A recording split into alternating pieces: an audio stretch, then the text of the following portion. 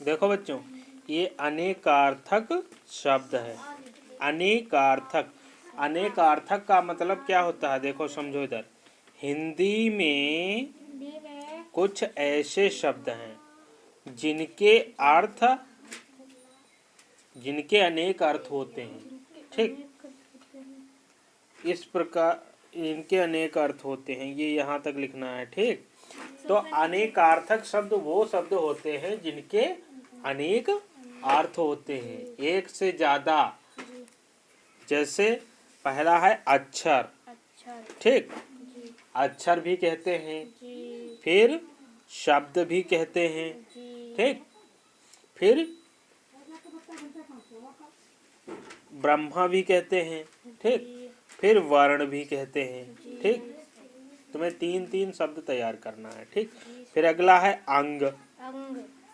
अंग भी कहते हैं। ठीक, उपाय, उपाय भी कहते हैं, भेद भी कहते हैं, और देह भी कहते हैं, और शरीर भी कहते हैं। ठीक, अंग को कितने नाम से जानते हैं? कई नाम हैं।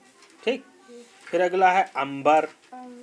अंबर भी कहते हैं किसको? आकाश को, आसमान को। तो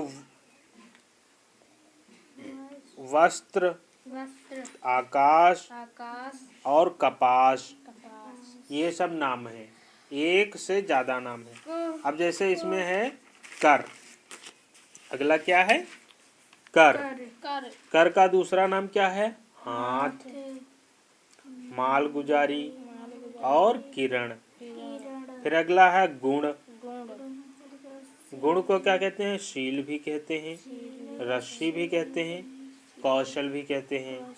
फिर ईश्वर, ईश्वर भी कहते हैं। ठीक, फिर भगवान भी कहते हैं। ईश्वर के कई नाम है ना, भगवान भी कहते हैं कुछ लोग ईश्वर कहते हैं, कुछ लोग स्वामी कहते हैं, कुछ लोग परमेश्वर कहते हैं।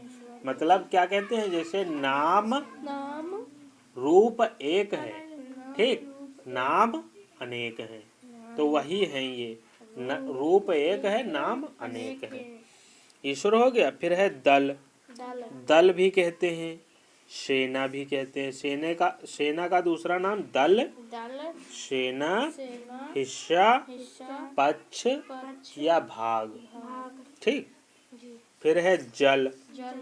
जल को क्या कहते हैं? जीवन भी कहते हैं, जलवायु भी कहते हैं, पानी भी कहते हैं। ठीक, जल भी कहते हैं और जाना भी कहते हैं। ये सब एक चीज के कई नाम, इनके कई अर्थ होते हैं, उन्हें अनेकार्थक शब्द कहते हैं। ठीक, रक्त, रक्त है। फिर है लाल, चंदन, खून, तांबा, सिंदूर। ये सब क्या है? रक्त को ही कहते हैं। समझ गए? फिर लक्ष्मी, लक्ष्मी को क्या कहते हैं? शोभा, सौंदर्य, कमला, धन, वैभव। ये सब जो है अनेकार्थक शब्द हैं। समझ गए? धन वैभव की कोई कमी ना थी, इसलिए राजा की